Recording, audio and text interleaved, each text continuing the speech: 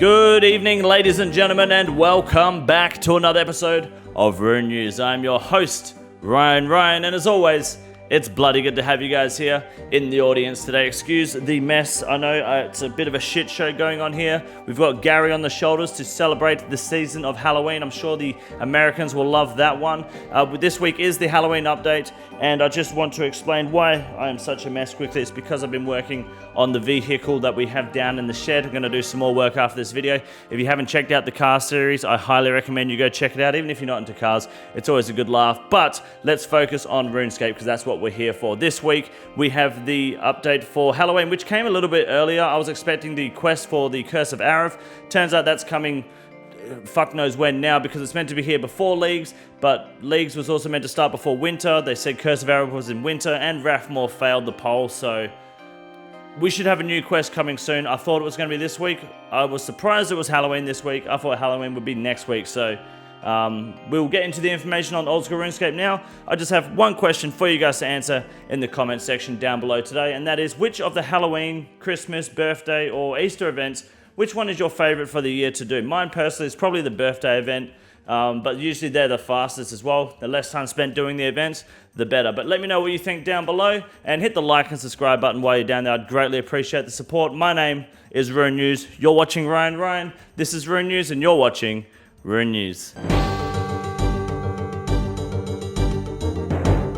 This week for Old School RuneScape, we have the Halloween 2024 release, a week earlier than anticipated, but a pleasant surprise nonetheless. And just a reminder that there's no more downtime between updates. You can get straight back into the game immediately as soon as the update is done. The Halloween event is pretty basic, as they always are. Quite simple, should take you no more than 5 minutes. It starts in the Falador farming patch right there. There's like a cat in the pumpkin field, which looks pretty cool. There's a picture of it on the side. And the rewards are a skeleton outfit and a scarecrow outfit and a scarecrow for your player in house, which is actually pretty dope. I'm definitely going to grab that. Shouldn't take you too long, and then you get all the emotes and the music and all that shit. Then you can get back to playing the game and doing whatever grind you were looking forward to. So the Halloween event looks good. That Jagex is also stealing people's Zuck helmets, so looking forward to Tasty, Solomission, and any other content creator out there that needs to let everyone know that their Zuck helmet's been stolen, because the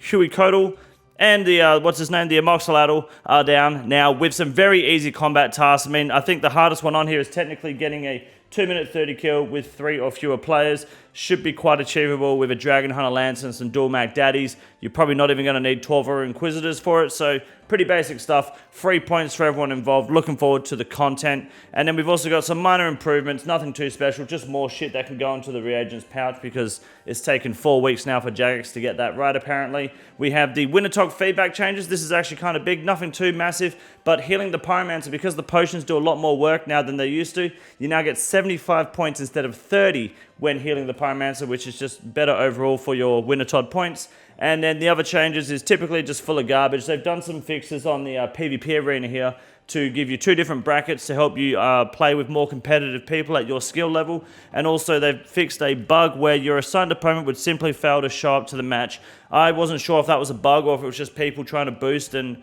avoiding and declining any games that weren't theirs.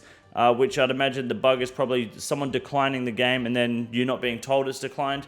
So hopefully it's a lot more efficient and you can get your imbued charges a lot better for your Slayer helmets and stuff, because that is really the best way to go about it. Everything else on this list is kind of garbage. We've got the Superior Slayer Creature rework here. Well, it's not a rework, it's a fix, because what was happening, especially with the worms, is if you killed the worms in a certain area, that like in the cave in that, what's it called, the Karum dungeon, there was like a little pocket where the worm would fit, but the superior worm was too big to be there, so it just wouldn't spawn superiors, and it was just a block, basically. So now it will spawn it somewhere else nearby if you were to get a superior worm. So basically, you're no longer getting fisted. It's not just for worms. I think there were other NPCs as well that might have been in tight spots. Should be all fixed now, thankfully, which is awesome. And the LMS worlds are... they're not on Ozworlds. Oh no, they are. Cool. LMS is back on Ozworlds, which means Daddy's getting racist, which is always good fun. That is all this week for the Old School RuneScape update. My name is Rune News. Thank you very much. Now to tell you guys about not only RuneScape 3 and how garbage that game is, but also how to make some big money on the Grand Exchange with Wade Green.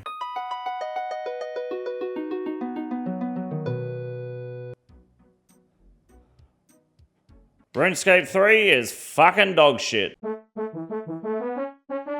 Good evening, ladies and gentlemen, and welcome back to the Grand Exchange segment for Rune News. My name is Wade Green, and this week, the biggest rise being the Mole Slippers. They're back on the market, they're back on the rise, and if you weren't investing, then you missed out, but that's okay. This is just the beginning. They're about to keep rising. 30 mil around about this time next year, mark my words, or unsubscribe. So not only should you be getting Mole Slippers, but you should be telling your friends. That way they invest in Mole Slippers and yours automatically go up in value. It's a chain effect, it's a chain reaction, it's not a pyramid scheme. Jagex, it's just, believe me on this, the only way to guarantee that you're gonna make money through this investment is to buy your Mole Slippers today and become a rich cunt tomorrow. Now the biggest loss of the week continues to trend as the Chugging Barrel again since the release of Valimor Part 2. This dog shit item keeps on dropping because it's actually not faster than just pre-potting normally with Divines, eating your hard food, combo eating, and then moving into the raid. It's actually costing you more money to pre-pot with this barrel. The Chugging Barrel is a bad investment. It will continue to drop. Do not buy it. I reckon we can hit 10 mil, and then it will actually be worth considering. But at the moment, it's slower anyway for when you pre-pot. Completely pointless item. Don't fucking buy it. And then finally, we have the Saturated Heart. Now, this is an interesting one for the most valuable item of the week. Looking at it slowly spike and jump around depending on content that's currently hot. Now, the Saturated Heart might jump up a couple of mil over the next few days because of the changes to the superior creatures. Not because it actually makes a difference, but because people are dumb enough to invest in things when they're told to. So the Saturated Heart may jump up a couple mil in value. Might be worth keeping your eye on. If you're going to buy one, maybe give it another week and it will drop back down. Could go lower than 109. It should be leveling out around 100 mil regardless. But if you're on the edge of buying a Saturated Heart, buy one now or buy one next week. Don't do it in the next few days because it's going to start bouncing around. People are going to be conspiracizing over this new superior creature changes depending on which monsters are affected outside of the worms.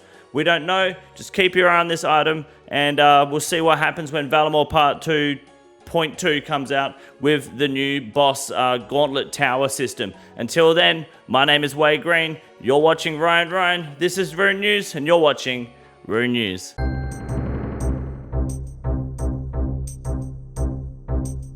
Our first Iron Man moment for the week goes to Rebel Montana, who is not an Iron Man, I believe. 98 rune crafting right here, doing Wraith runes. One more level and your boy has 99, which is huge. Impressive grind. Wrath runes too. I don't know if that's really good money, but that's one hell of a grind. Nice work, man. Next up, we have Group Iron Man Thierry completing the Barrows log at 1,147 KC. Not actually too bad of a KC. And the amount of dupes, it looks like this last item was the Guthan's War Spear or the Torag Hammers. Not too heavy on the dupes. He's got the Carol skirts, so that's not too bad. Guthan's helmets.